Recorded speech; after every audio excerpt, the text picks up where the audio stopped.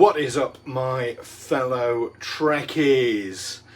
I'm Stu Jackson from Hailing Frequencies, and I'm here with another video following on from Picard, episode 6 of season 3 this time, with another BATSH crazy theory. Now, as ever, spoiler alert, we are going to be talking in depth about Picard season 3 episode 6, the episode entitled The Bounty, and we're going to be going into some detail about that episode, also previous episodes of Picard as well. So if you're not caught up to date yet, stop this video now unless you want to hear spoilers. Now we've got the housekeeping out of the way, let's delve into today's theory. So Picard episode 6 dropped yesterday here in the UK. I'm recording this on Saturday the 25th of March. I nearly said April. Don't know why. I'm losing a month. Anyway, losing the plot. So yes, it dropped yesterday, and my goodness, what an amazing episode it was. It answered so many questions that I thought at one point I wasn't going to be able to do one of these videos, but I've got something rather special in mind for today. Now, one thing I will say that for me was perhaps it's a little bit of a critique of the episode, is that maybe, just maybe, there was a little bit too much fan service going on in the episode. For a single episode to have so much, Worf being reunited with the rest of the crew, Geordi being brought in, all those amazing ships. We now have seen Moriarty and we know how he fits into the picture, and of course we have the whole data law thing going on as well, and kind of a return of Data. That's a huge thing.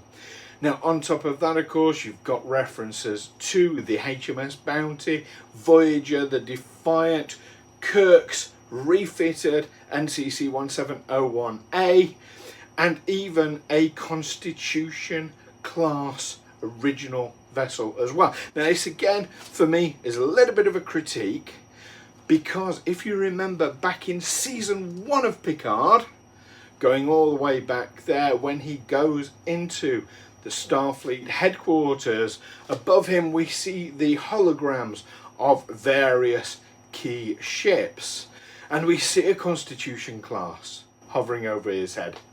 However, it's not the same Constitution class as we see on the New Jersey on this episode. It is the same type of Constitution class that we are seeing in Strange New Worlds. So what is going on there? Are there two different types of Constitution class? Or has somebody f***ed up? Who knows? It's hard to say. And it's all a bit wibbly wobbly, timey-wimey, Jeremy-beremy. But that's Star Trek. No, actually that's Doctor Who and The Good Place. But anyway, this is Star Trek. So here we have the latest theory. We now know about Jack and why he's been having those visions. We also know what it was that was stolen from the Daystrom station. Now, a lot of people are going to jump quite understandably to the conclusion that, well, they're after Borg nanites. Maybe Picard passed them on to Jack at the time of his conception. Bam chicka wow wow. And maybe that's why they've stolen Picard's corpse. I mean, that's a bit ghastly, isn't it? But hey ho. It's possible that Picard himself has a different kind of strain of nanites, a very special kind of strain that enables him to keep, I don't know, some form of individuality. After all, he was Locutus of Borg. He wasn't 37 out of 946. So yeah, maybe it's something to do with specialist Borg nanoprobes. But I have a bit of a wilder theory. I think maybe it's all to do with the aromatic syndrome. And this is where we come on to today's BATSH crazy theory. The reason these renegade changelings want to get hold of both Jack and Picard's corpse is to study aromatic syndrome. Why? Well, I've got two potential theories as to why that might be. And this is theory one. Maybe they want to study it so they can weaponize it as a kind of virus and do to them what Section 31 did to the changelings. Oh, and by the way, it wasn't a Starfleet created virus, Worf. It was a Section 31 created virus. And I kind of think you'd know that, because Section 31 isn't Starfleet, although they're blurring the lines quite a lot in this episode. So that's the first theory. Maybe they just want to weaponize aromatic syndrome and give it to all the Federation members. But here's the really crazy theory. And this is theory number two as to why the changelings would want to study aromatic syndrome. And I'm going to go all the way back now, back in the midst of time, to World War II. People who were colourblind in World War II, who fought in World War II, were considered to have something of an advantage because being unable to see the colour green meant that they didn't see camouflage. Certainly not the way that people who are not colourblind see it. So they were able to spot people hiding in foliage that much more easily. That was the theory anyway. I wasn't around at the time. I know I'm old, not that old. But that's certainly something I'm familiar with. Now, we've seen Jack react quite aggressively towards the changelings, not even knowing why he's reacting aggressively towards them. So maybe there is something in the aromatic syndrome that allows him to perceive changelings without even knowing how he is perceiving them. Kind of like those soldiers in World War II that were colourblind, he can see through their camouflage. Now, they would want to study this in order to find a way around it, because that's a weakness in their main defense, which is the ultimate camouflage. And certainly they've evolved since the Dominion War. We've seen that.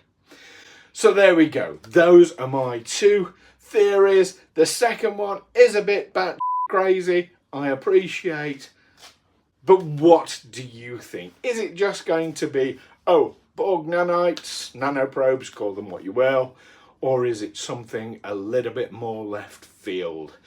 Whatever it's going to be, I'm excited to see it. I am loving this series of Picard, and I hope you are too.